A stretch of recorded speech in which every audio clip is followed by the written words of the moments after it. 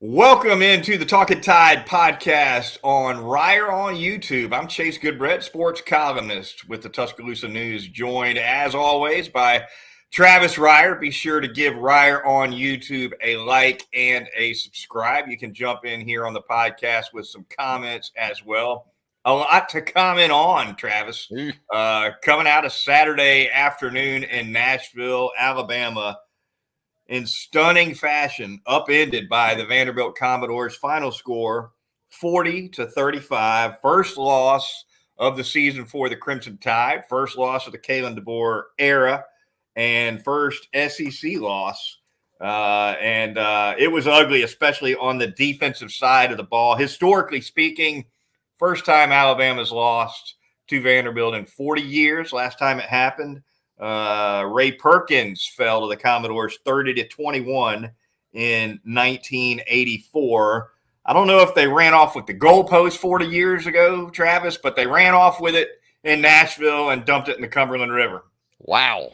What a night. I mean, that's a march too. When you think about the West End where Vanderbilt is all the way to the Cumberland River, yeah, I mean, that's some grit and determination by the Vanderbilt. Probably some tag teamwork, right? Somebody gets exhausted and hands it off. Kind of like a relay. That's a big baton, you're passing off there. It's a little bit different. But give Vanderbilt a lot of credit. I know this is an Alabama show, so we're going to talk about everything that went wrong from the Alabama perspective. But boy, Vanderbilt was prepared. Vanderbilt has a cold-blooded killer at the quarterback position who I've been on record as being a huge fan of, Diego Pavia, before Saturday afternoon. And, everything that needed to happen for Vanderbilt to do what it did. And Vanderbilt deserves credit for probably a lot more of that than we're going to give it here on the show tonight. They played a super game. They beat Alabama head up, never trailed for a second in this game. So it's not one that anybody could say Alabama let get away. Vanderbilt handled its business on both sides of the ball throughout the afternoon, shoved it right down Alabama's throat for a 7-0 lead on the opening possession. And then, of course, a pick six thereafter to quickly open a double-digit lead.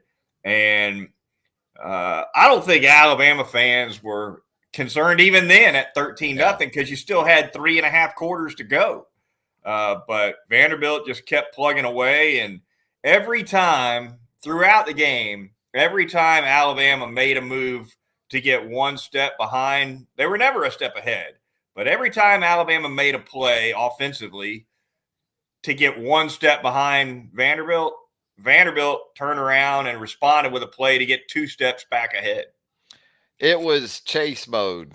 Defensively, it was chase mode a lot for Alabama defenders, but where the score was concerned, you're right. At 13-0, Alabama goes right down, cuts it to 13-7.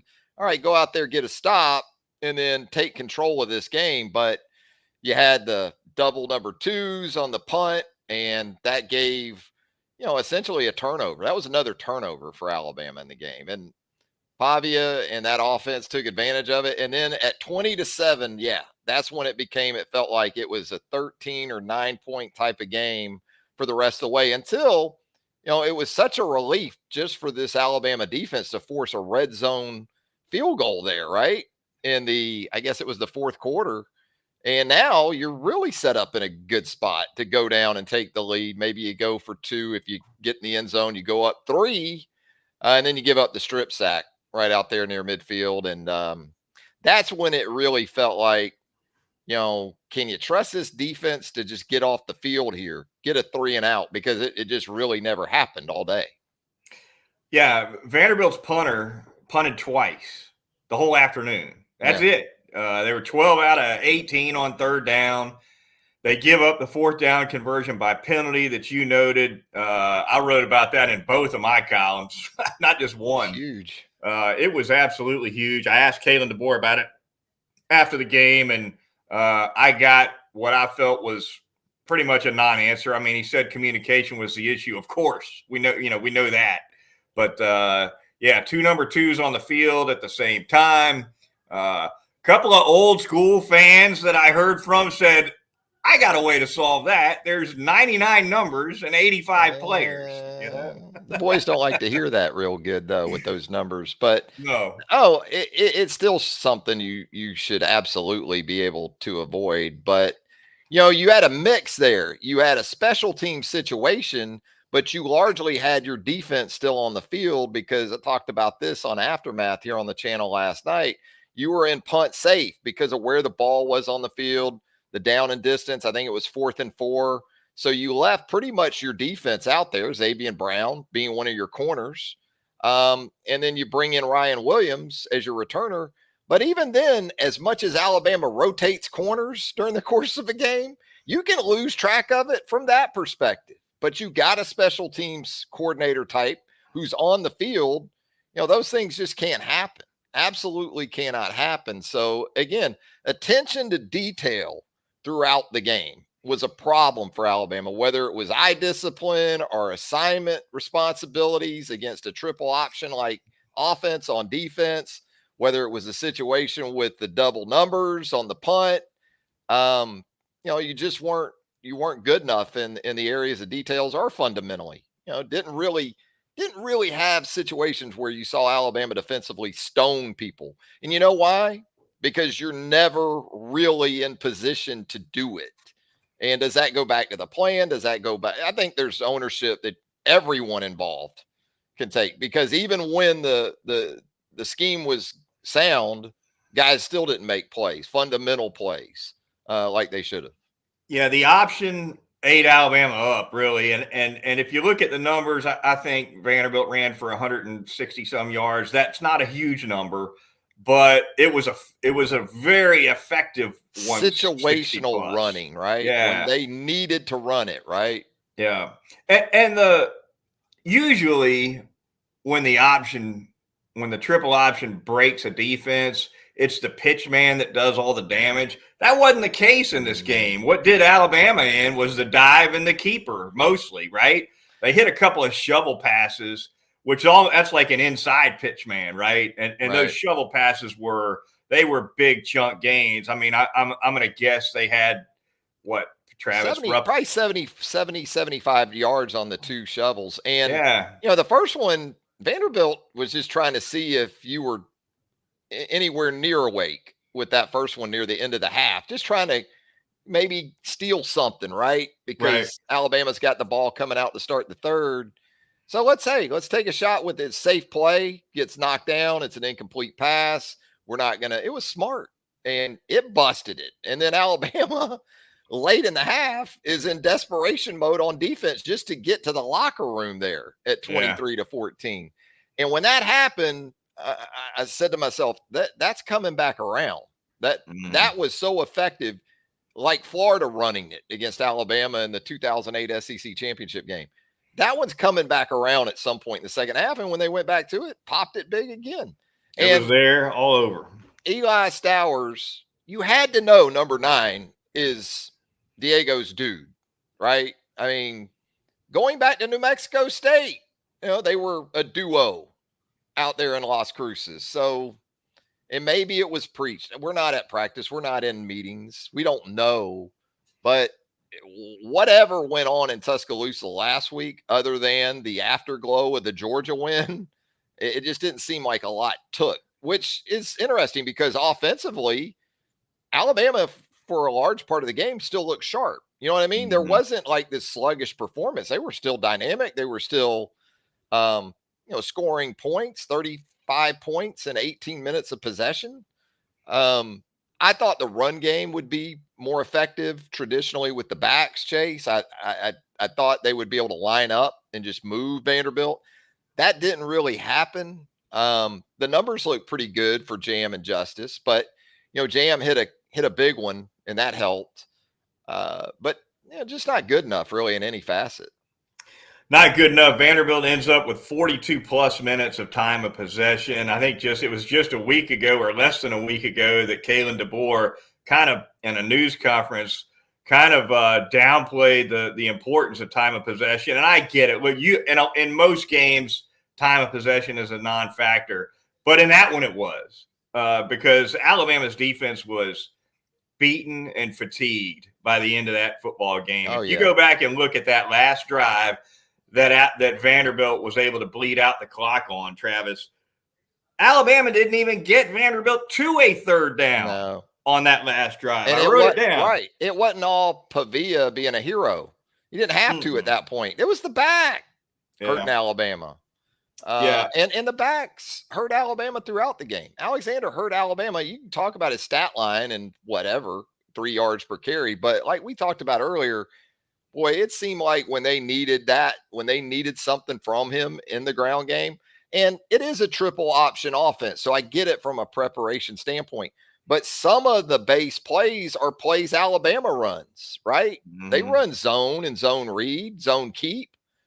And as you said earlier, there were too many times where, because of how you got conflicted with your defender on the edge there, some of these alleyways were bigger than they should have been. And, right through the chute. These are plays we see Alabama run offensively. So you can't say it's a concept that Alabama defensively hadn't seen, because they see it on a weekly basis and from their own offense. They do. And by the end, Vanderbilt, I mean, I didn't see the stop. I didn't think Alabama had a stop in it when that drive began. And Tim Keenan and Jahad Campbell got a TFL on the very first play to set up a 2nd and 12. When that happened, I'm like, all right, maybe they're in business. Nope. They come right back. They hit it on 2nd down, Travis. Vanderbilt, they probably really only needed 2 first downs on that drive to bleed out the clock. They ended up getting 3, but they got 3 first downs on that last drive, Travis, converting on 2nd and 12, 1st and 10, and 2nd and 7. Yeah, that's a beaten defense. Yeah, it is. And it was beaten in more than one way too. They'd had enough, I think, of dealing with that offense in general. And what did you think there late in the game when Bama cut it to 5 and there's less than 3 minutes to go? You've got the 3 timeouts. You got the 2-minute warning now. What did you think about onside kick versus kicking the ball down the field? I'm not going to criticize Alabama for not going for the onside kick. I wouldn't have criticized them if they had gone for the onside kick. You're going to need, if you kick the onside, if you go with the onside kick and you don't get it, you got to have a stop right now anyway. Mm-hmm. And if you give up a couple of first downs, well, yeah, maybe Vanderbilt's in field goal range, but if they get a couple of first downs, they can sit on it anyway. Mm-hmm. So, if I had been Kalen DeBoer, I probably would have gone for the onside kick for the reasons I just described. I didn't think Alabama had a stop left in it defensively. And so if that's what you're thinking, then go for the onside kick. But I'm not going to criticize DeBoer for not going for the onside kick, but because I think there's some logic to kicking as well. Well, and as you said, you had him 2nd and 12 after kicking it down there. Right. So it was set up for you to take care of business. But give Tim Beck, man, the Vanderbilt offensive coordinator, he was a step or 2 ahead all night long. And it was essentially an extended handoff on the 2nd and 12. But they got the matchups they want. And again, Alabama in chase mode on a really simple little throw out to the right flat. And that was largely the ball game at that point. Yeah, I can see it from the perspective of thinking, well, we haven't stopped them all day, but at the end of the damn day, we are Alabama. We should be able to get a stop. And also, one of the big things why I'm not a big onside kicks aren't what they were 10 years ago, right? When you'd load everybody up to one side and hit that high hopper and just eliminate people on the front line for the receiving team and have a pretty legitimate shot at recovering one of those. That being said, perhaps though, still at that point, I might have taken my chances. But I'll be, if I'm being totally honest, I wasn't strong either way on it either way. But you're right. I mean, it looks bad now, certainly in hindsight, but going back to the first play of that possession, you get exactly what you need on first down, and that's a TFL from Keenan and Campbell, and then you immediately give it up on second down. You didn't even force like a 3rd and 4. No. You know, you gave it up on 2nd and 12. So, yeah, and then on 1st and 10. Yeah, right. Well, I mean, at that point, once that's when frustration started setting in. Malachi. I mean, yeah, because Malachi was kind of the guy on the 2nd and 12, if I recall correctly, in the flat, or it looked that way. Maybe somebody else busted it and he got put in a tough spot. I don't know the coverage or the calls, but he was in the middle of that. Right. And boy, from that point forward, you talk about frustration. That's going to be an interesting sort of fallout in the days to come too, to see how that plays out. I know that Kalen addressed it in his post, but he didn't seem all that aware of maybe everything that had gone on. But I'm sure there's been plenty of talk about that here in the last few hours or days. Yeah, Malachi Moore wanted a 15-yard penalty. Yeah. Clearly, I mean, like a manager in baseball, trying to get thrown out. He went Earl Weaver. He did. He went Earl. Billy Martin. Yeah. Slings the mouthpiece. Got an extra shot on Diego Pavia on that last first down that really broke. That could have been 15. Yeah, easy. And then he kicks the ball, and then you had the probably the worst of all is what appeared, at least, and again, as you frequently point out, we're not on the field, we don't know everything that's said, and you can't always assume that what you see on the TV copy is what you think you're seeing. Right. But it sure looked like he refused to come out for a substitution. With Kane Womack. And if that's the case, to me, that's a bigger issue than the mouthpiece or kicking the football or any of that. And that's a all eyes on Kalen DeBoer situation early in his tenure too. The guy's a captain. Yeah, he's been around, but how are you going to handle this situation? Everybody's looking at you now, right, to see how you deal with it. And that adds to the importance, because everything's been great to this point. It's been nothing but blue skies and positivity. Now adversity hits, and that's when your players, people in the program, they're going to really look to you, not just fans. I mean, obviously what we do, fans, now it's like, all right, let's see how they respond to DeBoer in this situation. And really, for DeBoer as a head coach, it's not a situation he's all that familiar with, because he's won a ton of games. Right. But with that specific scenario that we saw unfold in Nashville late, it's important that it doesn't mean you have to suspend the guy or anything like that, but is there a sense that you're strong in the message, that whatever it is that you send to a veteran like Malachi Moore?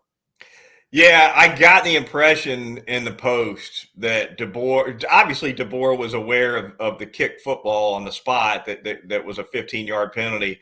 Did not at all get the sense that he was aware about the attempted Bray Hubbard substitution, which again, I think that's the biggest issue of all. If that's what happened, not that the game was on the line, it was over, but still. Something that probably has to be addressed as much or more than anything else. And the fact that Malachi Moore is a captain, to me, makes it worse, not better, right? I mean, if we're talking about Xavier Brown losing his mind the last 3 plays of the game, and Malachi Moore checks him, completely different look, right? When it's but when it's a captain who doesn't get checked at all, you're right. That puts eyes on the staff. It does.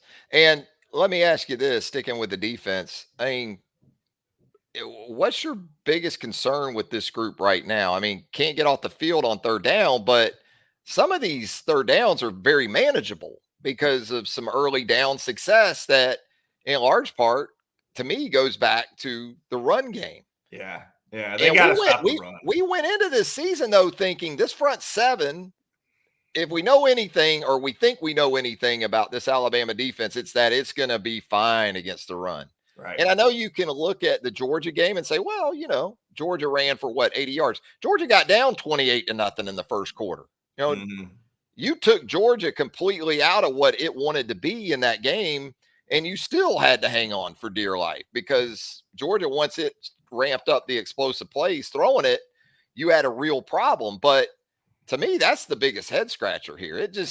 It hasn't been this stout sort of force against the run that I anticipated it being. Do you think it's concept, scheme, personnel, combination? Yeah. I still don't know what to make of this scheme that we see. And it's not because I know enough about it. I've said this pretty consistently. I'm still waiting to see exactly what the plan is here. Right. Yeah, there's no question that the issue on defense is stopping the run. Alabama went into this game against Vanderbilt, actually one of the better teams in the country in third down defense, but one of the worst in the country in fourth down conversions. And the reason for that is because even though they'd gotten third down stops pretty consistently, and Kane Womack mentioned this a couple of weeks ago, I want to say coming out of the Wisconsin game, maybe the USF game it was, but he said, look, yeah, we got third down stops, but we also gave up so much yardage. We also let people get so close to the sticks on third down that we set them up with 4th and 1s, 4th and 2s, and we can't do that because, they turn around and punch it over and move the – doesn't matter if you move the chains on third or fourth down. If you move them, you move them. Right. And Alabama struggled mightily on third down against Vanderbilt, 12 out of 18. Yeah, from a scheme perspective, Travis, I do think that one of the things that made Alabama so good against the run in the Saban defense was they had a couple of DTs on the field who scheme-wise were controlling two gaps, right? Two-gapping, yeah. Get your hands on somebody, you throw them to the left or you throw them to the right, but you control either side. When you do that, and you're not getting moved off the ball, it allows those linebackers to scrape and be so much more effective. Yep. So to me, that's what I'm seeing that's missing. And especially an offense like Vanderbilt's, they love you to take chances or jump gaps or slant, do things like that because boy, when they catch you, it really, really hurts. And if you don't keep your eyes in the right places, regardless of the scheme, you're going to have a lot of problems on that side of the ball. So yeah, that's just been the biggest surprise for me. And it kind of, we had a comment here in the chat a minute ago. It was like, don't you remember the 8A game? I mean, they gave it up in the 8A game, but that's kind of you got the sense, or at least it was sold this way, maybe as, well, it's just, and it was just a spring game. And maybe it was more thud than full on, contact and squaring up people and taking them to the ground and all those things. But they haven't been especially stout in some one-on-one situations. I think that's where you miss a guy like Justin Jefferson here of late too. The thing about Justin Jefferson is he may not always be right, but when he is, you're going to be really, really wrong if you're on the other side. He is one of these guys that will stone you and will do it with emphasis and enthusiasm. And I think Jahad Campbell and Deontay Lawson are really good linebackers.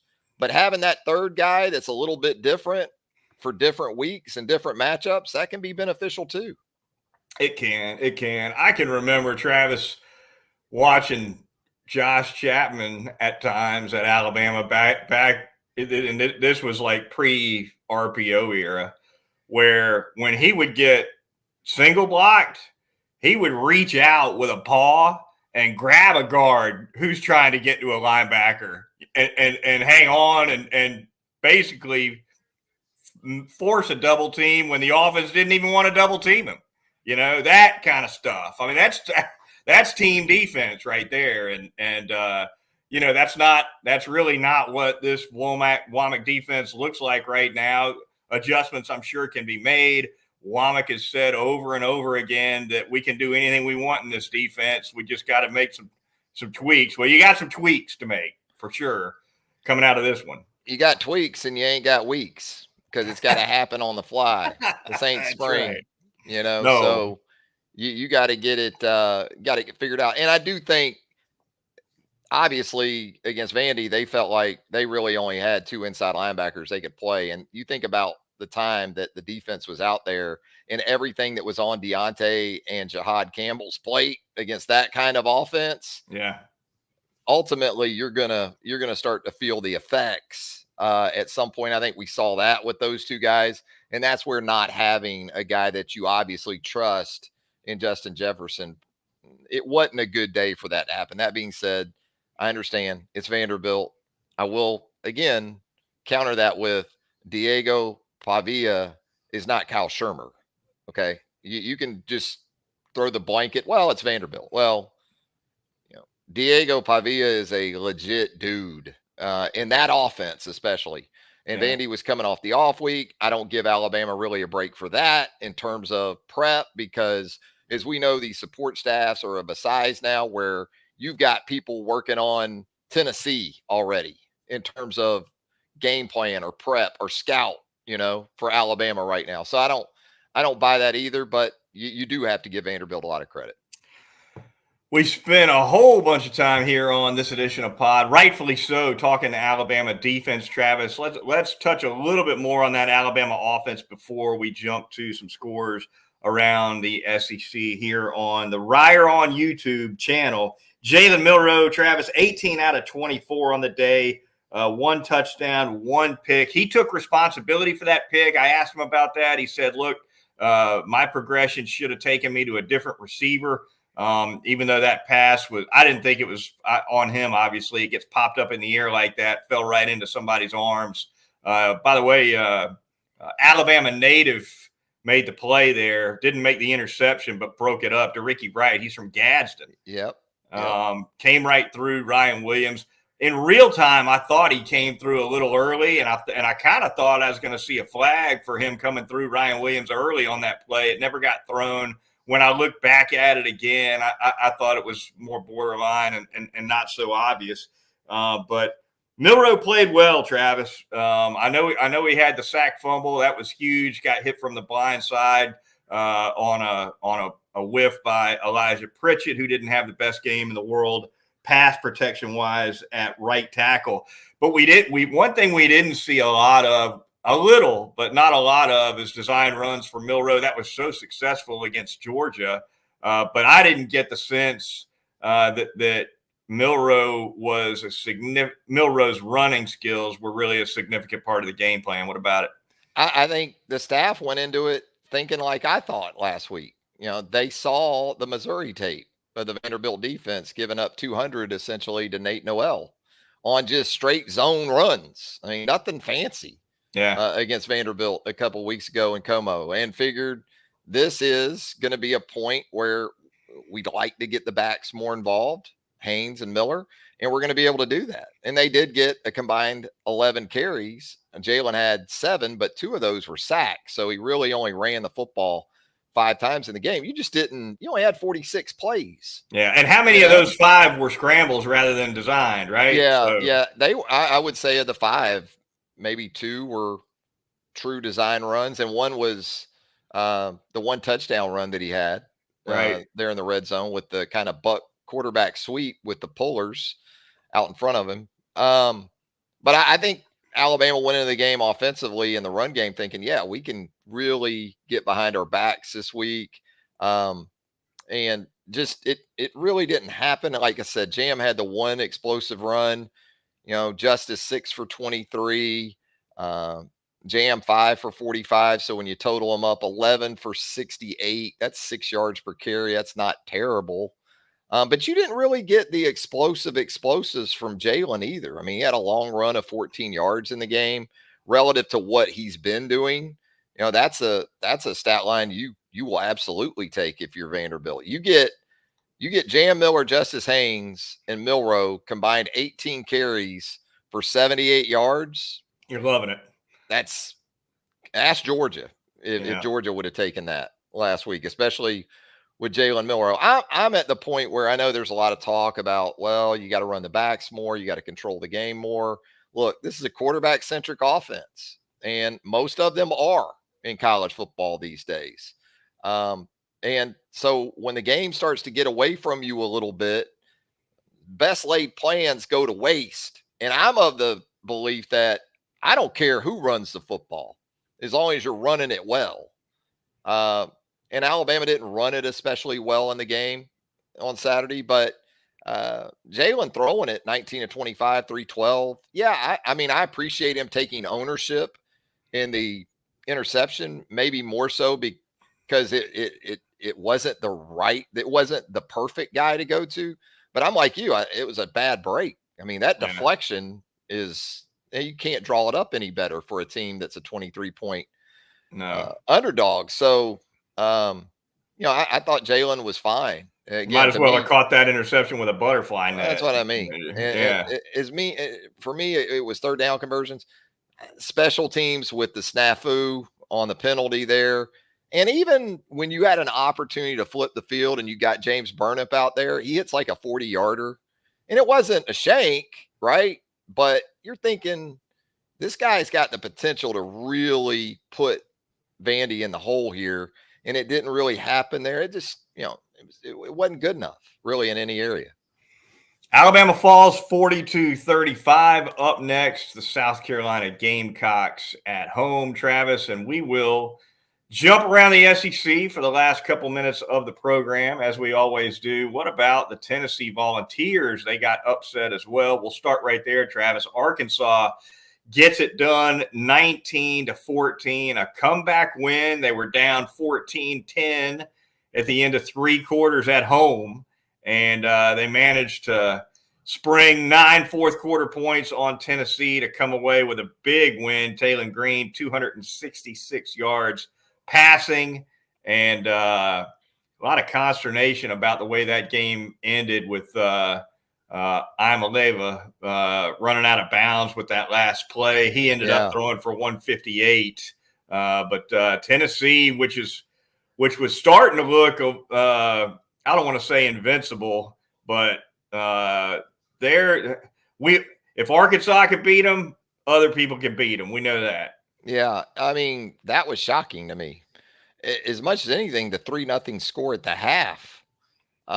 Because I like Travis Williams as a defensive coordinator. I think he's about to make a lot of money, a lot more money.